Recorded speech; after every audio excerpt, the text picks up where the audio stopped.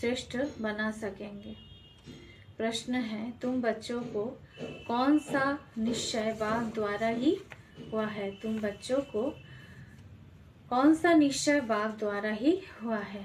उत्तर, बाप तुम्हें निश्चय कराते हैं कि मैं तुम्हारा बाप भी हूँ, टीचर भी हूँ, सदगुरु भी हूँ। तुम पुरुषार्थ करो इस स्मृति में रहने का, परंतु माया तुम्हें यही भुलाती है।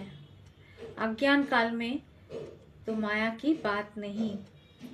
तो हमें कौन सा निश्चय बाबा कराते हैं कि ये जो परमात्मा शिव बाबा है वो टीचर बाप भी है, हम आत्माओं का बाप है, टीचर भी है, शिक्षक भी है और सदगुरु, मतलब जो हमें गति सदगति में ले जाते हैं।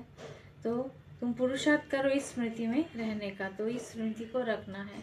बाप का क्या कर्तव्य है, उसका क्या रूप है, उसको हमें हर समय याद रखना है। बाप भी है, वो टीचर भी है और सदगुरु भी है।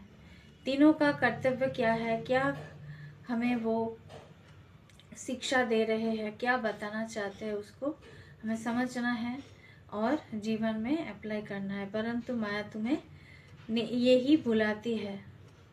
मगर दुख की बात यही है कि माया ही हमारा जो स्मृति है उसको भुला देती है, बाबा से अलग कर देती है। तो हमें ये समझना है। अज्ञान काल में तो माया की बात नहीं, जब हम अज्ञान में थे, कुछ जानते नहीं थे, तो माया क्या चीज़ है वो तो पता ही नहीं पड़ता। जब ये नॉलेज हमें मिलता है तब समझ में आता है क्या अंधेरा है, क्या अज्ञान है, माया क्या चीज़ है।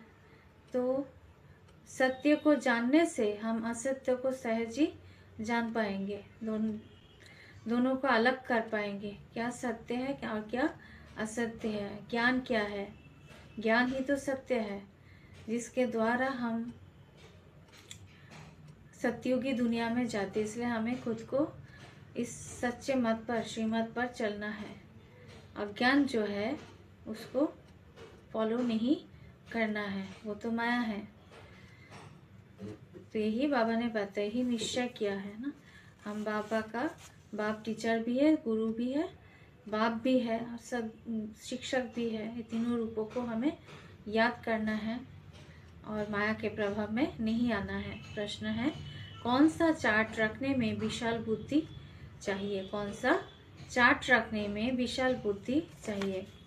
उत्तर, अपने को आत्मा समझकर बाप को कितना समय याद किया, इस चार्ट रखने में बड़ी विशाल बुद्धि चाहिए।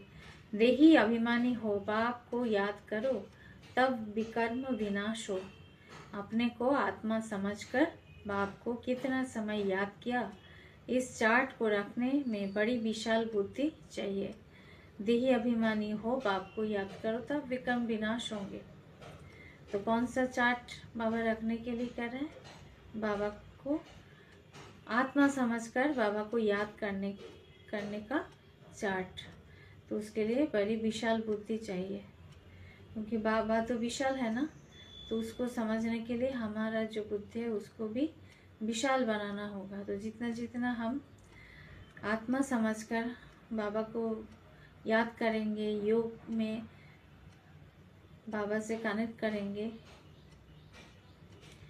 उनसे शक्ति भरेंगे, तभी हम बाबा को समझ पाएंगे, बाबा की नॉलेज को समझ पाएंगे। हमारा बुद्धि भी विशाल बुद्धि बनते जाएंगे। देही अभिमानी हो, बाप को याद करो, तो मैं अशरीरी बनकर बिल्कुल देह भान से मुक्त होकर बाबा को याद करना है। तभी हमारा जो भी कर्म है इतने जन्मों का वो विनाश होगा। ओम